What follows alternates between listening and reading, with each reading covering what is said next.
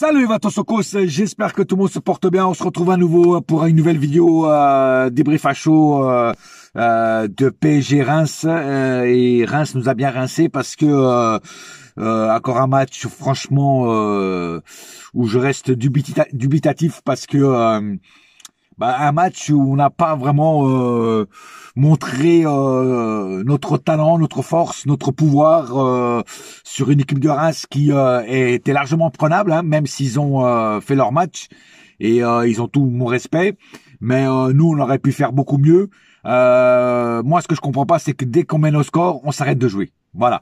Encore une fois, on mène au score, on s'arrête de jouer. Alors, la réaction quand on se prend le premier but. La réaction a été très bonne parce qu'on a réagi très vite, on a égalisé et après on a été gagnant au score, hein, avec 2-1. Et après là, on s'est arrêté de jouer. Pourquoi le Paris Saint-Germain a toujours ce problème dès qu'il mène un score et surtout quand c'est contre une équipe de Ligue 1 en face qui n'est pas la meilleure équipe de Ligue 1, on s'arrête de jouer. On se dit, ça y est, le match est fait, ils vont plus revenir et je sais pas quoi. Un but d'écart. Les gars, c'est pas assez. Si tu menais 4-0 ou 4-1, là, à la rigueur, il y a encore. Parce que pour moi, même si tu gagnes 7-0 ou 8-1, tu es obligé de continuer à agir jusqu'à la fin. Pour moi, tu dois tout donner jusqu'à la fin. Hein? C'est comme ça que tu respectes ton adversaire. C'est en continuant à vouloir marquer. Tu vois, mais nous, on a une mentalité de bobo. On a une mentalité de merde. Hein, dès que ça y est, oh là là, oh, on met le score, ça y est, c'est bon, c'est Reims en face, c'est pas grave. Hein, mais voilà, ils sont revenus au score. Voilà. Et ça, c'est pas normal. Ça, c'est pas normal. Hein, et ça veut gagner la Ligue des Champions, mais c'est pas avec ce mental de faible, hein, que tu vas gagner la Ligue des Champions, frère. Tu dois faire les matchs, tous les matchs. Et là, le prochain match, c'est en Coupe de France, là, contre Nice, ça va être chouette, hein. Si tu viens avec cette mentalité de merde, ça va être chouette, hein. Non, franchement, en première mi-temps, ça a été encore, mais la deuxième mi-temps, elle est catastrophique, frère. Mais elle est catastrophique. Encore une fois, on joue une mi-temps sur deux. La deuxième mi-temps, putain, aucune envie, frère. Aucune envie. On subissait les assauts de Reims. C'est incroyable. C'est incroyable. Moi, j'ai jamais vu une équipe comme ça, c'est incroyable. Putain, et puis moi, il y a un truc que je comprends pas, c'est les choix de Luis Enrique. Encore une fois, Luis Enrique m'énerve. Tu fais sortir Danilo, qui est quand même un patron en défense, hein. Encore aujourd'hui, il a été un patron en défense. Il a commis quelques erreurs, mais je vais y revenir.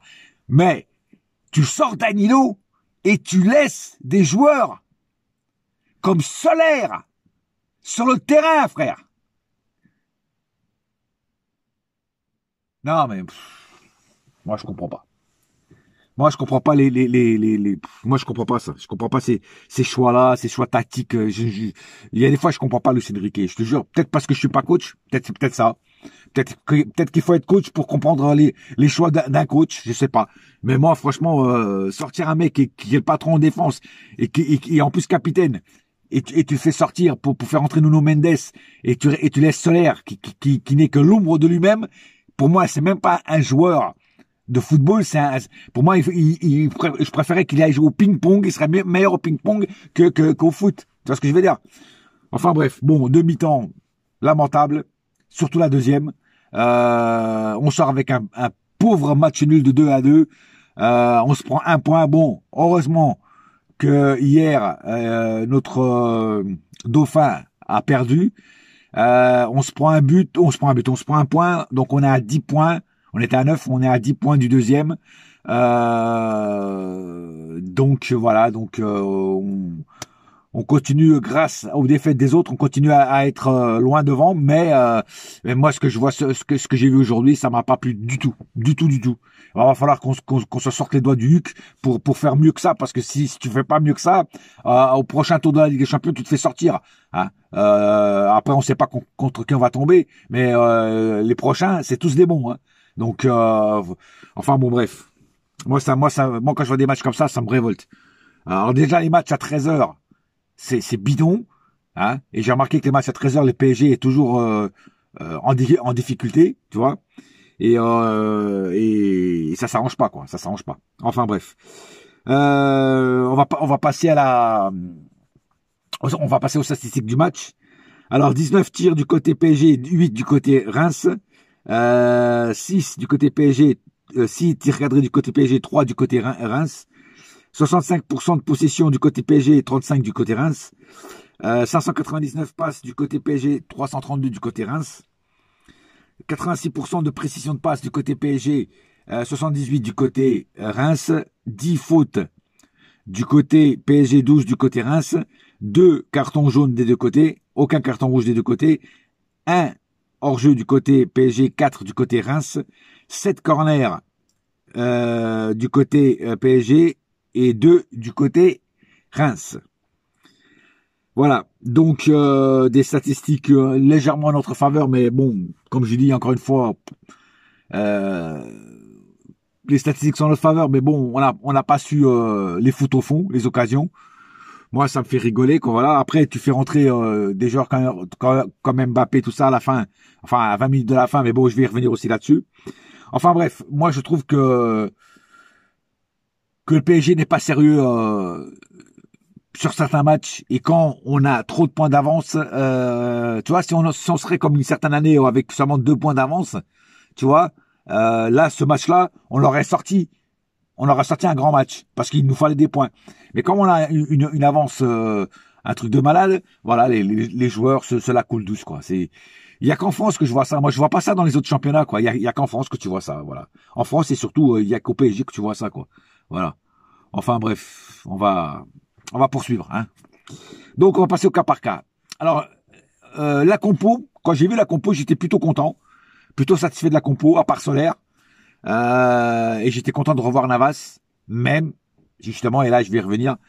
Navas, justement, j'ai trouvé que il n'était pas au top aujourd'hui, Navas. Déjà, sur le premier but, il est fautif. C'est pas lui le principal fautif, mais c'est lui qui est le début de l'erreur. Parce qu'en fait, quand le ballon vient, il aurait pu très bien l'attraper.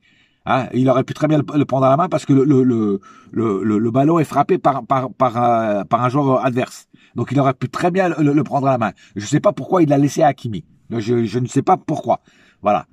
C'était une prise facile, il n'y avait aucun joueur qui lui mettait la pression. Je ne sais pas pourquoi il l'a laissé à Hakimi. Bon, ça c'est pour moi c'est la première erreur. Mais la plus grosse boulette après vient d'Hakimi évidemment. Mais là Navas, je trouve qu'il aurait pu faire mieux.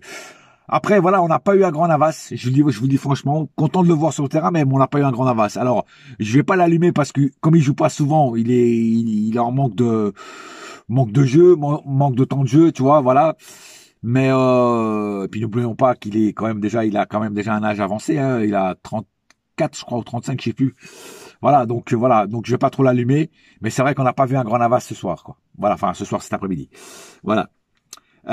Justement, Hakimi. Alors Hakimi, moi, j'en peux plus. J'en peux plus. Le mec, depuis qu'il est revenu de la CAN, c'est devenu une lavette, le mec. C'est devenu un moins coréen. C'est devenu une grosse daube. Hein? Dehors, il est devenu même pas plaqué or, à plaqué bronze. Non, mais ça va déconner. L'erreur qu'il fait, là, frère, mais c'est un truc de malade. Mais Hakimi, quand tu vois que t'es en pression comme ça, fous-le en corner. Et c'est pas de jouer les mecs qui contrôlent le ballon, parce que là, tu contrôles pour rien. Comment tu peux faire cette boulette, frère? Alors, bien sûr, le but, pour moi, est l'erreur de Hakimi. Hein, même si je dis qu'au début, de l'action, c'est Navas, mais la plus grosse erreur, c'est toi, Hakimi, qui l'a fait. Et puis après, tout le long du match, franchement, t'as pas été bon. T'as pas été bon. Tu sais plus tirer les coups francs. Tu les tires dans le mur. Tu perds énormément de ballons. Tu fais des mauvaises passes. Non, mec, depuis que t'es revenu de la CAN, t'es devenu une brêle, quoi. T'es devenu une brêle. Il faut l'admettre. Non, c'est horrible. Le jeu que propose Hakimi dernièrement, c'est horrible. Alors, tu sais quoi, quand Mbappé va se casser, casse-toi aussi avec lui. Tu vois, parce que franchement, là, t'es devenu vraiment, oh, c'est bon, quoi. Je suis dégoûté de Hakimi, quoi. Franchement, le mec, c'est devenu vraiment, une erreur, quoi, ce mec. Tu vois? Donc, il sera dans mes flops. Je suis désolé, mais il sera dans mes flops. Bon, Danilo, comme j'ai dit, patron, il a commis à un moment une erreur qu'il a rattrapé juste après. Donc voilà, un soldat. Sur le but, sur le deuxième but de Reims. Alors moi, sur le deuxième but de Reims, c'est la faute de la défense centrale. Donc Danilo et Beraldo. Mais c'est plus la faute de Beraldo, parce que c'était à Beraldo de marquer, il était plus près du joueur de Reims qui va marquer le but que Danilo. Danilo était beaucoup plus en retrait que Beraldo. Voilà. Mais normalement, tu dois pas laisser un joueur comme ça tout seul.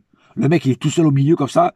Déjà, la passe que fait le joueur de Reims à son collègue, elle est magnifique cette action. Et ça mérite un but parce que l'action est belle et le but est beau. Donc là, il faut dire la vérité. Mais Danilo, là, il aurait pu faire un peu mieux sur cette attaque. Sinon, à part ça, ça a été un patron. Et je comprends pas que Luis Enrique le sorte. Je ne comprends pas. Voilà. Après, moi, je suis pas le coach, donc voilà. Beraldo, justement, a commis beaucoup d'erreurs, dont celle-là du but, qui pour moi est impardonnable. A fait des bons trucs quand même, a fait pas mal de trucs. En première mi-temps, d'ailleurs, il a été plutôt bon. C'est en deuxième qu'il s'est un petit peu écroulé.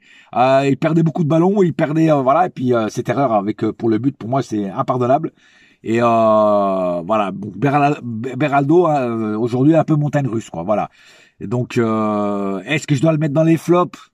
Non, je le mettrai pas dans les flops, mais il faut qu'il fasse attention. Il faut qu'il fasse attention parce que des erreurs comme ça paye cash, surtout en Ligue des Champions, quoi. Et comme lui, il joue en Ligue des Champions aussi parce que Luis Enrique le fait tout le temps jouer.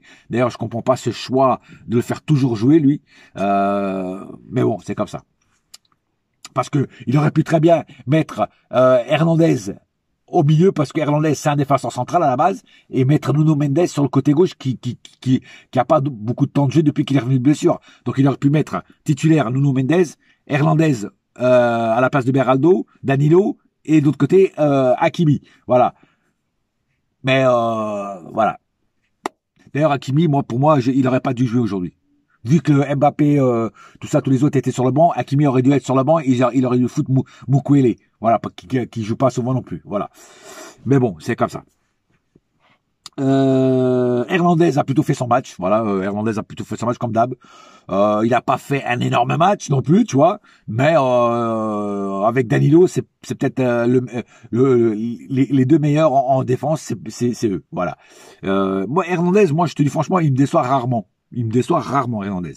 Depuis qu'il a au Paris Saint-Germain, il y a des matchs qu'il est super bon, et puis il y a des matchs qu'il est un peu moins bon, mais il reste bon quand même. Comme aujourd'hui, par exemple. Aujourd'hui, il n'a pas été flamboyant, pétillant, comme du champagne, mais il a été plutôt un vin mousseux, si je peux le comparer à ça.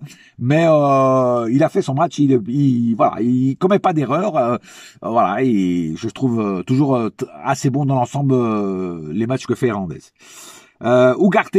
Alors Ugarte, je l'ai bien aimé le match de Ugarte. Beaucoup de récupération de ballon au milieu, beaucoup de prise de position. Il amène beaucoup de vitesse, beaucoup de fond de jeu. Voilà, il récupère énormément de ballons. Hein. C'est un chien de la casse, comme j'ai toujours dit, et c'est un pitbull sur le terrain.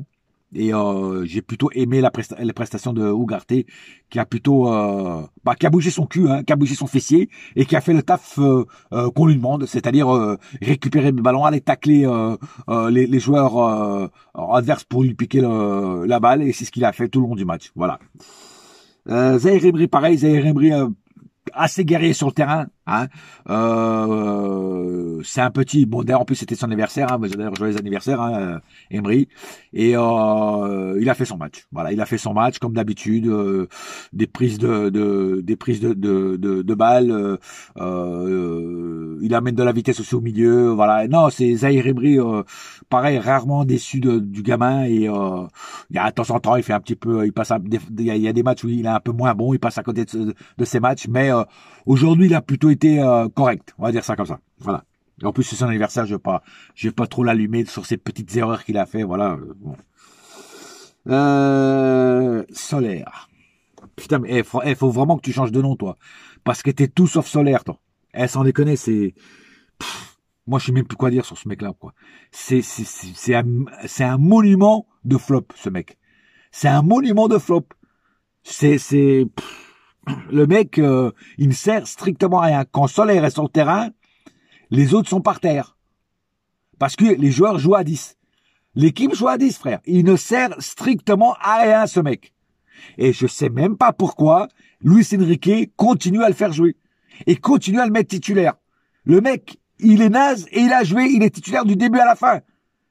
Mais il faut que Luis Enrique me dise qu'est-ce que Soler apporte à l'équipe du début à la fin du match. Que ce soit sur ce match-là ou que ce soit sur les autres matchs qu'il joue. Qu'est-ce qu'il apporte? Absolument rien du tout. Il loupe tout. Il passe aucun ballon bon pour les attaquants. Moi, ce mec, c'est... Moi, je comprends pas. J'espère que c'est un joueur qu'on va vendre au mercato d'été parce qu'il ne sert à rien. Mais vraiment à rien. Voilà. Pour moi, tu sais quoi? C'est un deuxième Ressé. C'est un mec qui ne sert à rien. Donc, flop encore aujourd'hui. Lee. Alors Lee, montagne russe, comme d'hab, tu me diras. Lee a fait ses montagnes russes. Il a apporté beaucoup de vitesse, beaucoup de percussion. Il a créé du danger. Ça, j'ai bien aimé. Mais il a perdu aussi énormément de ballons, surtout au milieu. Mais c'est quand même un mec, voilà, ça il faut le dire, hein, c'est quand même un mec qui se bat sur le terrain quand même, et qui propose et qui tente beaucoup de choses. Voilà. Et ça, c'est bien. Ça, pour moi, je trouve que c'est bien. Je préfère avoir un Lee comme ça qu'un Soler qui est là, qui marche, qui propose rien du tout. Voilà. Ok, Lee loupe beaucoup de choses, mais il crée aussi beaucoup de choses. Et il propose beaucoup de choses. Même si tout ne va pas au bout, bah c'est quelqu'un qui propose du jeu. Et ça, je kiffe. Voilà. Donc, une assez bonne prestation de Lee. Barcola, je suis désolé, Barcola n'a pas été bon. Ça, il sera aussi dans mes flops. Barcola, c'est plutôt un match raté de Barcola. Il loupait beaucoup de choses, il perdait beaucoup de ballons, il n'était pas dans son match en plus. Ça fait déjà le dernier match, l'avant-dernier match qu'il a fait là, avant celui-là, il n'était pas très bon. D'ailleurs, c'est pour ça que Luis Enrique l'a sorti. Là, il n'est pas bon encore, il le sort encore pour faire entrer les autres. Donc Barcola, dernièrement, je le trouve moins bon. Voilà, moins percutant. Alors, peut-être que c'est un passage à vide en ce moment, mais ça fait déjà 2 matchs que Barcola, je le trouve pas au niveau qu'on espère le voir tous. Voilà. Donc malheureusement, il sera dans mes flops aussi. Ramos. Alors Ramos, Mbappé n'était pas là, était sur le banc. Ramos s'est ouvert et il a marqué 2 buts. Même si le premier a été accordé au joueur de Reims, un but contre son camp, mais c'est quand même Ramos qui met la pression sur le joueur. Hein, et qui le fait marquer contre son camp. Donc moi personnellement je vais lui attribuer ce but, même si eux ils ont attribué le but aux joueurs de Reims. Moi je vais attribuer ce but quand même à Ramos, il le mérite. Et le deuxième but, c'est Ramos. Voilà, là c'est par contre il y a pas photo, c'est lui qui marque et je trouve que voilà quand Mbappé n'est pas là, Ramos est plus libéré.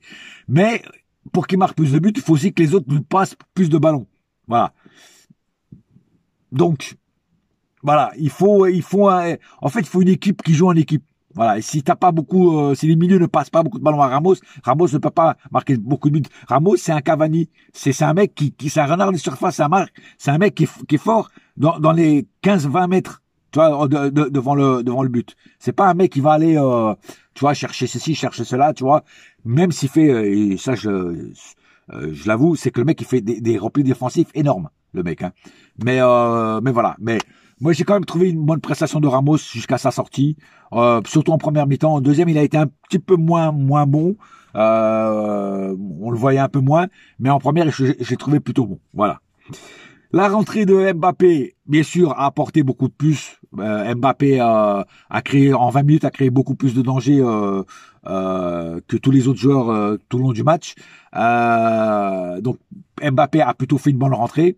Dembélé, je l'ai trouvé moins bon, à part sur les 5 dernières minutes où il a proposé, il a fait des bonnes passes à Mbappé, mais la rentrée immédiate les 15 premières minutes n'ont pas été bonnes, il a plutôt été même très discret.